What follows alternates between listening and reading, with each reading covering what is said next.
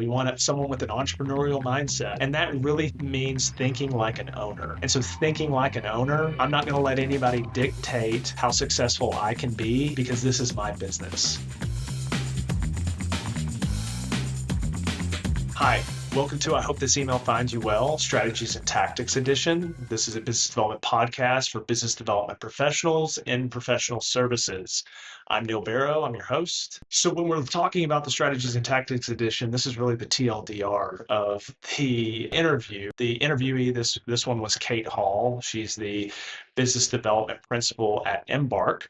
What she talked about, which again, it was full of great nuggets, but there's three things that really stood out to me during our conversation. The first one is, how do we position ourselves to be the first call for prospective clients or referral sources? The second one was around BD leadership and the business development role, what she looks for in business development, and then how to create clients for life, which I really like that. But going back to the first piece, which is position yourself as the first call. So she said something which was really interesting that I've used throughout my career, which is I want to be the break glass in case of emergency person. So I come in, we have a great conversation, I get you onboarded for a project or for an engagement. And my message to my prospective client that has become my client is, hey, I need you to call me if anything's going sideways, not meeting your expectations, you're unhappy, we look at you wrong, you don't like the team, because all of these things happen, right? We're not perfect. We're just trying to deliver outcomes for our clients. And so I want to position myself as the break glass in case of emergency. So I want to make sure that you're happy. And so we can't really do that or be that call unless we intentionally say that. So my suggestion to everyone out there is to make sure that you integrate that into the conversation when you're talking through the engagement and onboarding. Is what is your role as business development within this engagement?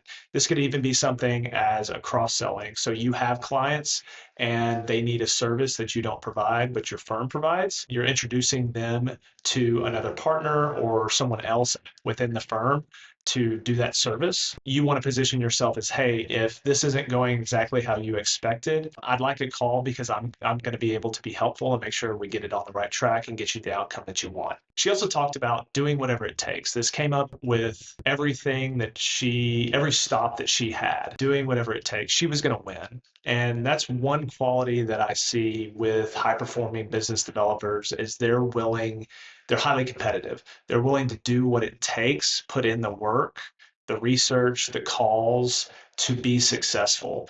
She's not going to get outworked. She told a great story about a client story where she ended up winning the opportunity. It was kind of low margin and people weren't really excited about it. It might not have fit right in the ideal clients for other competitors. But she said, I'm going to come in, I'm going to crush it because I see the opportunity to expand this client account. So she's going to do whatever it takes. She also said to have a tight call block and a tight message whenever you're calling. So a lot of us in business development make zero outbound calls. And a lot of us in business development, it's part of our rhythm. So we've got this kind of spectrum of cold calling. A lot of people are averse to cold calling, cold email, and doing outbound, but that's where the magic happens. So I would encourage those of you that are listening right now that don't have an outbound rhythm, that don't have a call block, that are not calling on prospective clients, to block your calendar and do that, whether that's email outreach or phone calls or a combination of both. If you need some help thinking through it, give me a call or send me a message and we can work through that. She also suggested reviewing losses. I think this is a big one. One of the things that I do for my clients is we do a win-loss review. And so we'll go back through their last 3 years of proposals and talk through why people are hiring us, what makes a successful client, what makes a successful engagement, and we'll also review those that we lost because we want to know why we're losing. Is it price? Is it how we positioned ourselves with our message? Is it because we didn't have a great discovery meeting? Is it because we took 2 weeks before we followed up? What was the reason why we lost that opportunity? Will really help us get better and improve. And so if you're not reviewing your losses, that's a really big opportunity. And so through that exercise that you'll do, you'll uncover those opportunities that you haven't checked in on. So think about it. You had a great meeting. You ended up not winning the engagement. They decided to go somewhere else for their services. But have you followed up with those losses to see if they're happy, if they got the outcome that they wanted, if they've got anything else on their radar, if they wanted to catch up? But we need to invite those people in. We've done exercises at multiple firms like that, and we always find new opportunities and can secure meetings with people that are kind of already warm. So that makes it life a little bit easier. So then when we're thinking about business development leadership and business development, in general, what she looks for is she encouraged us to find our style. We talked about that before. Is you got to integrate what works for you, not what works for someone else. And so she talked about early on, said, hey, leadership was telling her, hey, this is the most successful business developer, and what he does is he goes golf, right?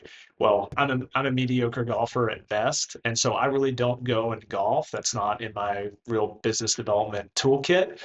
So you've got to find your own path. There's multiple ways to do business development, and so it's helpful to start with your background to find where the doors can crack and what you actually like doing, and integrate your personality into how you approach business development. And so we talked about the two things that she said would make the most successful business developers. So there's two things that make the most successful business development professionals in Kate's opinion.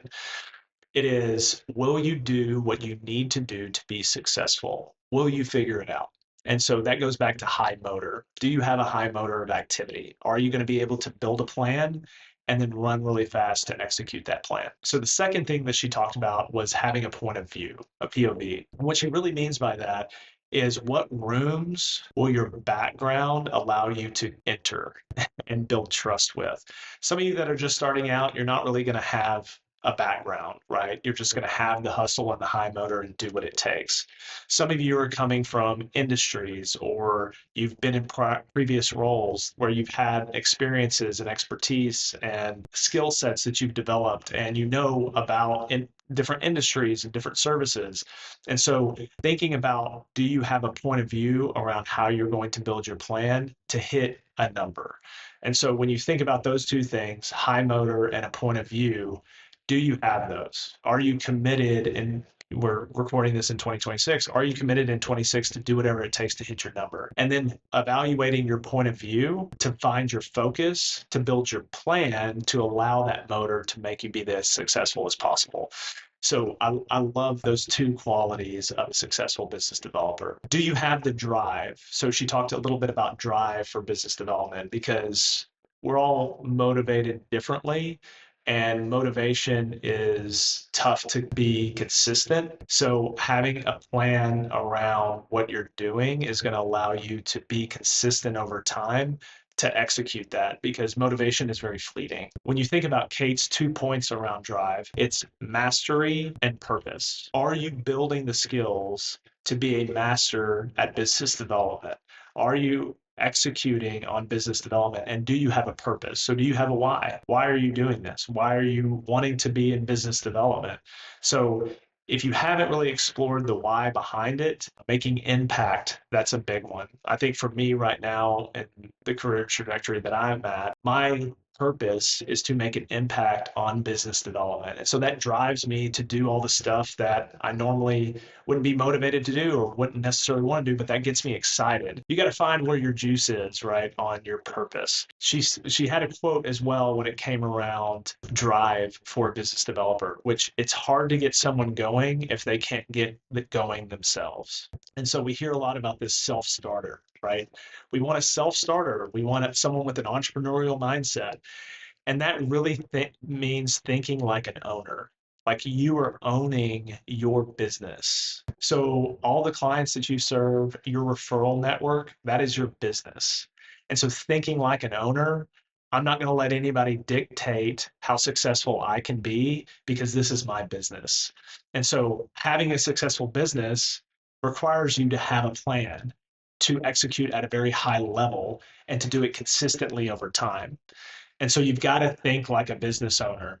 And I love how she said that. It's hard to get someone going if they can't get going themselves. So the last thing that she had talked about was create clients for life. So how do you create clients for life? She gave us 3 tips. One is she hosts events and gets her clients and referral sources together. That's been reinforced by all of the high performing business development folks that we've talked to so far is we got to get people connected and together and create a space for them to find value in networking with one another, learning together. We're all wired, and especially in this new AI world that we live in, where everything's automated, things are fake. We need to get our people together. We need to pull people in that are in our orbit. We need to pull them all together to create a space where they can interact, learn from each other. We all crave this learning collegially. We like to meet like-minded people that are in the space doing similar things. And so we've got to, as business developers, we have a unique opportunity because our networks are so large to create a gravity pull for those that want to come in and be a part of the space to learn and meet and stay connected together, to do business together. We need to create that space. The second thing that she talked about was how she helps reinforce credentials of her team with prospective clients, with referral sources, and with current clients. And so when you hire somebody new, when you think of a referral source that deals with current clients that needs a particular thing, are we reinforcing the credentials of our team and reminding people how we can be helpful to them? Because one of the big fallacies of business development in general and communication is that if I meet with you and we have a great meeting and I share exactly what we can do, that my assumption is when you leave that meeting, you know what we do. And that's just not the case. Because if you talk to that person 3 months later, they're not really going to remember much of what we talked about. They might take away a nugget or two, but they've slept since then. So we have to continually reinforce that. Because the amount of times that we talk to firms and clients that we hear directly from clients is, oh, you guys do that? Oh, I didn't know y'all did that. And so consistently reinforcing our network with our credentials is a big piece of Kate's success. The third thing is what I hear consistently as an excuse not to do business development is, hey, you know what? Business comes in, we get referrals, we just do it through doing great work. Well, that's the baseline. That's what every firm should be doing, is really great work for their clients. But it's really important. You've got to knock it out of the park. And so that goes back to break the glass in case of emergency. We've got to set our clients up as business development for success with the outcomes that they want. And so we've got to help own that relationship. So those are the 3 things that Kate talked about when it's creating clients for life that's worked for her. If I could be encouraging around what Kate has shared all of her wisdom with on her journey in business development, is for those of you that do not call, think about integrating that into your 2026 BD rhythm. Let's make some cold calls this year, right? Let's try to get meetings with the right people. For those of you that are in business development leadership or in BD, like thinking about, are you doing what it takes? And are you helping your people understand that they need to do whatever it takes to hit their number, and how are we supporting them to do that? And then the third thing is creating clients for life. So host that event. Think about who you can pull together. Do one group meeting this year together. So that's it for this edition of I Hope This Email Finds You Well, Strategies and Tactics edition. A couple ways you can support us is you can subscribe to our YouTube page, you can rate our Spotify, or you can sign up for our newsletter. So join us next time where we interview Andrea Pender, the Director of Business Development for Carco Painting. So this will be really interesting because it's in the AEC space. So all you folks that are listening in the AEC space will get a little bit of color for what makes successful business development for a subcontractor. Okay, till next time, keep grinding.